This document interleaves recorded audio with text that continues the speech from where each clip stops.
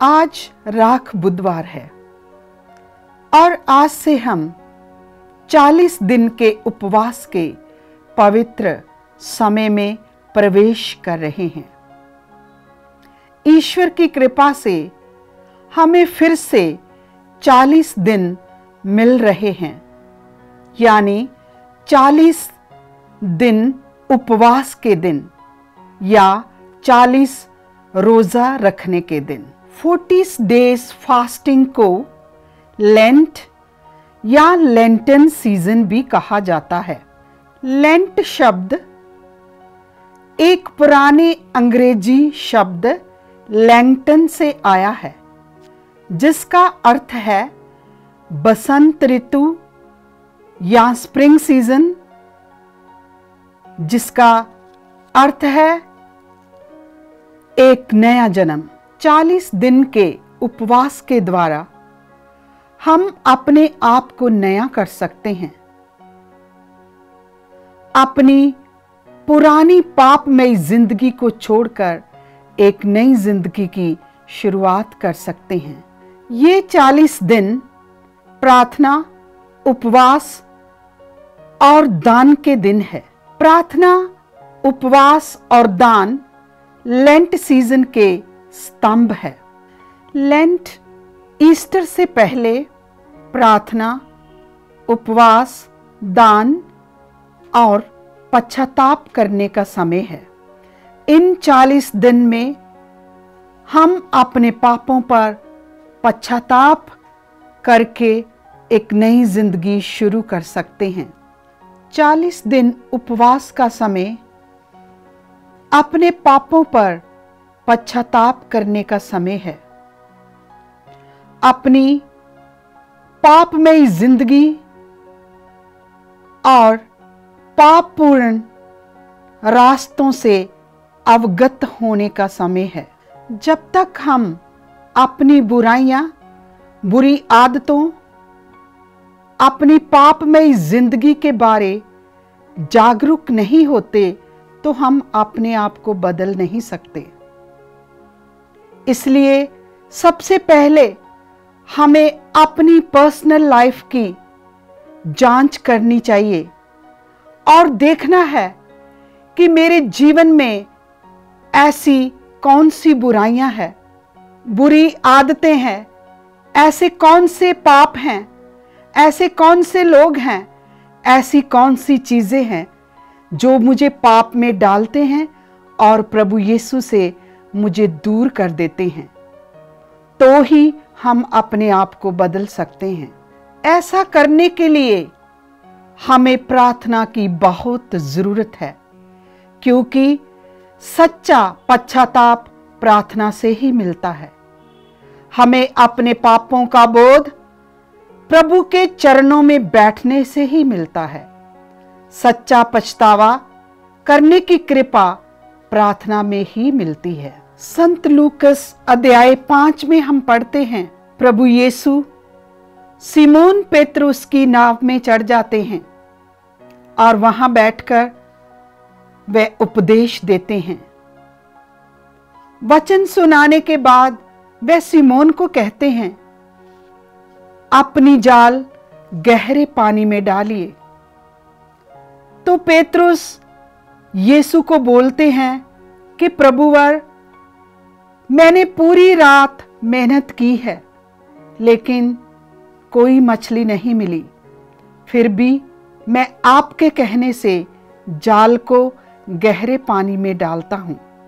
जब पेतरुस ने यीशु के कहने पर जाल डाला तो बहुत बड़ा चमत्कार हुआ। वचन से हमें पता चलता है, जब संत पेतरुस ने प्रभु यीशु के सानिध्य को बड़े करीब से अनुभव किया तो उसने कहा, हे प्रभु, मैं पापी मनुष्य हूं, मेरे से दूर चले जाइए। सिमोन पतरस ने प्रभु यीशु को कहा, प्रभु मेरे पास से चले जाइए, मैं पापी मनुष्य हूं। जब प्रभु यीशु सिमोन पेतरुस के करीब आते हैं और जब पेतरुस यीशु के करीब जाता है तो तब उन्हें अपने पाप और अयोग्यता के बारे पता चलता है। जब संत पीटर ने यीशु की उपस्थिति का अनुभव किया तो उन्हें महसूस हुआ कि मैं पापी हूं। सच्चा पश्चाताप प्रार्थना से ही प्राप्त होता है। सच्चा पश्चाताप यीशु के करीब बैठने, उनके चरणों में बैठने से ही मिलता है। इसलिए हमें प्रार्थना करने की बहुत आवश्यकता है।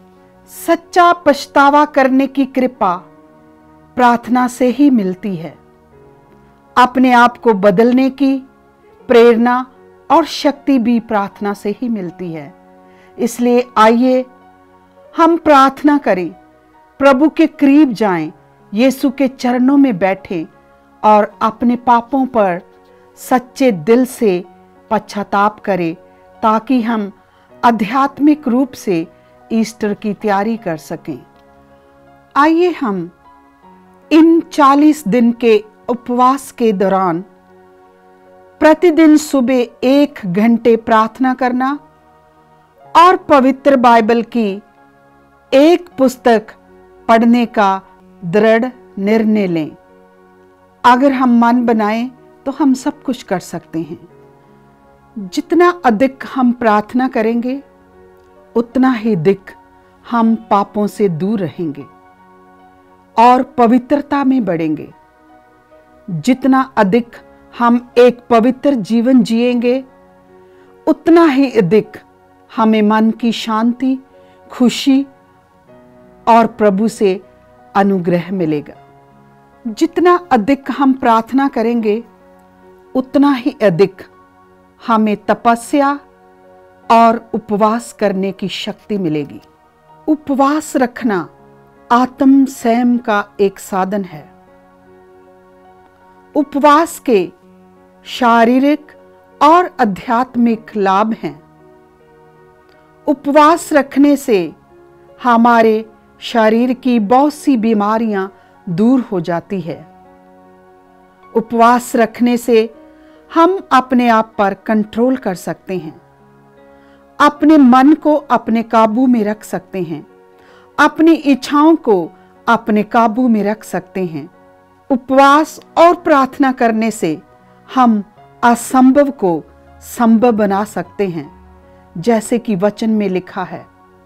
संत मार्कुस 9 अध्याय में प्रभु यीशु कहते हैं, प्रार्थना और उपवास के सिवाय और कोई उपाय से ये जाति नहीं निकल सकती। वचन हमें बताता है कि एक मनुष्य अपने बेटे को शिष्यों के पास लेके आया जो अपदूत के वश में था, लेकिन शिष्य उस अपदूत को निकाल नहीं सके। लेकिन जब प्रभु यीशु आए तो उन्होंने उस लड़के को अपदूत से मुक्त कर दिया। और शिष्य अपने गुरुवर यीशु से पूछते हैं, गुरुवर हम क्यों नहीं निकाल पाए? और यीशु ने कहते हैं कि ऐसी चीजों को निकालने के लिए, ऐसे अपदूत को निकालने के लिए प्रार्थना और उपवास की जरूरत है। प्रार्थना और उपवास में बहुत शक्ति है। प्रार्थना और उपवास के द्वारा हम अंधेरे और बुराई की शक्तियों पर जीत पा सकते हैं।